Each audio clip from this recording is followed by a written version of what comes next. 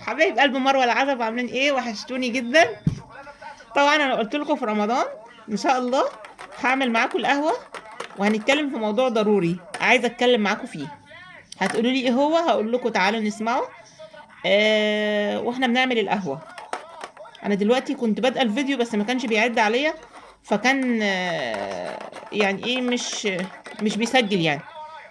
طبعا حطيت نص المج ميه ونص المج ايه، لبن. وحشتوني جدا. وحطيت معلقتين القهوة ومعلقة السكر، لان انا بحب اشربه ايه، بحب اشرب القهوة سكر يعني، مش مسكرة يعني بحب اشربه مش مسكر. وحشتوني جدا. عاملين ايه يا قلب مروة العزب؟ اعملوا لايك يا جماعة للفيديو حالا، يلا اعملوا لايك. وحشتوني جدا من كل قلبي، حبايب قلبي من كل قلبي يا قلبي. مش حابة اطلع معاكم النهاردة كده، حابة ان انا ابقى ايه، موجهه لكم القهوه ليكم يعني تشربوا معايا.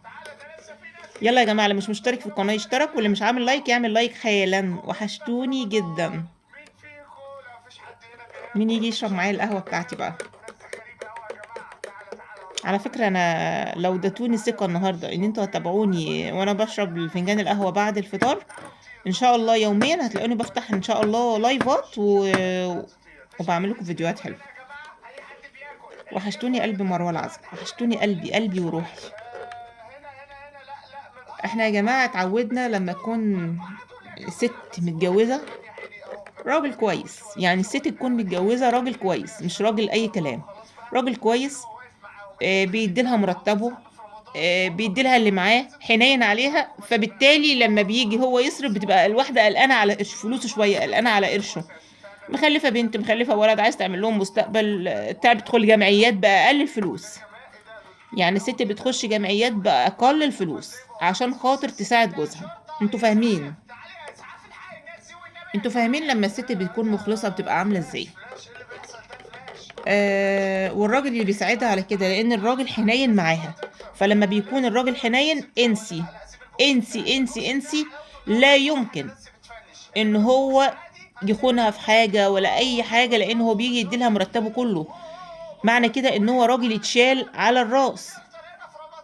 معانا صاحبتنا دي يا جماعة بتقولي يا مدام مروة انا جوزي حنين عليا جدا جدا جدا جدا، بصراحة بصراحة جوزي حنين عليا حنية واو، لدرجة ان هو بيديني مرتبه كله وبيبقى عايز، بيحب عياله قوي. انا كنت متجوزة قبل منه ومخلفة ولد، فلما اتجوزته خلفت منه 3 اولاد. بيحب ابني اللي من الراجل التاني زي ولاده بالظبط، اللي هم اخواتها يعني، اخواته يعني اخوات ابنها يعني. ف بتقول لي يا مدام مروه انا كنت عايزه اقول لحضرتك على حاجه، ان هو زي ما بيجيب لي اولاده بيجيب لي لابني، يعني زي ما بيجيب لي العيال كلها زي بعض، من الاخر يعني. لدرجه ان هو بيحب يجيب لهم الغالي، وانا عشان بصعب عليا ان هو بيجيب لهم الغالي بفضل اقول له ايه، يا حبيبي بعد اذنك، يا حبيبي كفايه كده، كفايه كده، كفايه كده يا حبيبي، ما تجيب لهمش حاجه غاليه قوي كده، كفايه كفايه كفايه كفايه. ليه؟ بحبه وخايفه عليه. ما اقدرش ان انا اضيع فلوسه. واحنا عندنا بنتين، لازم البنتين يتجهزوا. هنجيب منين؟ هو راجل على قد حاله، مش الغنى الفاحش.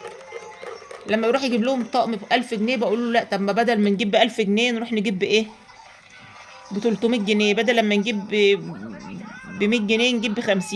انا بحب اوفر لجوزي لان هو جوزي ده حياتي وحبيبي، بس في شويه عيوب.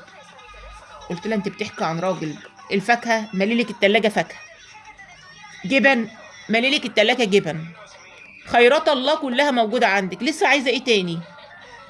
قالت لي يا مدام مروة اقول لك انا عايزة ايه تاني. عيبه الوحيد، مش عيبه الوحيد، هو في مجموعة عيوب. قلت لها طب اتفضلي، اتفضلي. قالت هو كبير اخواته، ابوه ميت ومامته، واحنا الشقة اللي احنا قاعدين فيها ايجار، لان بيت ابو امه قديم شوية. ما ياكلش حاجة لما يروح يدي لمامته. بقول مش مشكلة، امه ست كبيرة ومش مشكلة، وهي اللي مخلفاه يعني، ملوش خير فيها، ملوش خير فينا ولا في ابننا ولا في ولادنا ولا الكلام ده.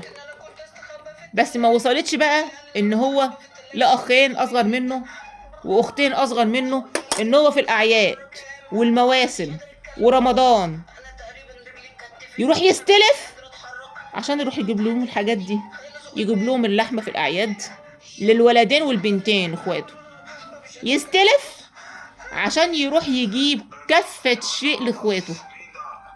ده انا بحوش من جدتي بتقول لي كده، وبحوش من اكل بيتي عشان خاطر اوفر لك ان احنا عندنا عيال، وبدخل جمعيات بقى اقلل فلوس عشان اقول احنا عندنا اولاد لازم احافظ عليهم، لازم احافظ عليهم. كأني بابا حوش ليه بيستلف ويشتغل شغلانه تالتة عشان يعمل جمعيات والسلف اللي هو سلفه من الناس يدفعه، والسلف ده كله والفلوس دي كلها بتتصرف على البنتين والولدين. ولو واحده فيهم غضبت ما بتروحش عند امها، ما بتروحش عند امها، يقول لها انت ليك اخ كبير ما تجيش تقعدي اللي عندي، رغم ان هي بتقضي يومها تنظف لامها. اخته لما بتغضب تروح عند امها تغسل لها وتحميها وتسرح لها وتطبخ لها وتخلص لها كل حاجه، وتيجي عند بيتي اللي هو بيت اخوها تيجي عشان انا اخدمها، ما تقومش من مكانها ولا تشيل المعلقه ولا الكوبايه زي ما يكون هي متوحيه عليا. ويقول لها تروح فين يعني؟ بيت اخوها. طب ما هي بتروح عند امها بتطبخ وبتعمل كل حاجه عند مامتها.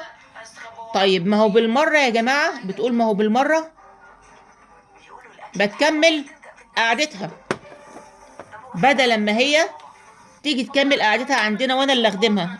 اتفضلوا يا جماعه قهوه معايا. ايه رايكم في فنجان القهوه ده؟